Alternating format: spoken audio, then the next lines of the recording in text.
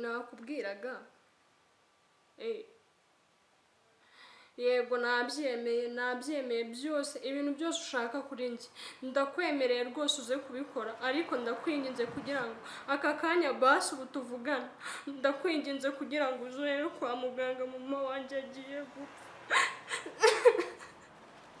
Mbabarira ndakwinginze rwose Mike, nakwiriyeho bihagije, ariko kuri iyi nshuro ndakwinginze rwose mbabarira, ntiwite kuri bya bindi nagukoze, ntiwite ko nakwiriyeho, mbese ndakwinginze uyu munsi basi aka kanya binashobotse wansanga kwa muganga ukagira icyo umfasha ukantabara, kuko ahantu ngeze ni wowe wenyine wo kunyumva, none nta n'undi muntu n'uyu n'umwe nahamagara ngo anyumve uretse wowe. Ndakwinginze ni ukuri, mbabarira ndakwinginze ni ukuri, kandi nzagushimira kandi nzakwitura, kandi na bya bindi byose twasezeranye nta na kimwe kivuyemo, nta na kimwe, n'ibindi byose ushaka ndabikora, ariko mama wanjye akiri.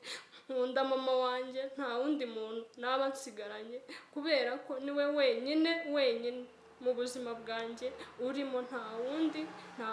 Ndakwinginze kugira ngo umfashe untabare, ndagusabye rwose mbabarira. Urakoze, ndagutegereje, reka mbwire muganga ko hari umuntu ugiye kuza kumfasha aba amwitaho, ndabyizeye wowe ufite amafaranga menshi, ndabyizeye ayo bagusaba yose urayatanga, ariko nanjye niteguye gukora buri kintu cyose uri bunsabe nyuma yo gukura mama kwa muganga. Sawa, urakoze, ngaho banguka.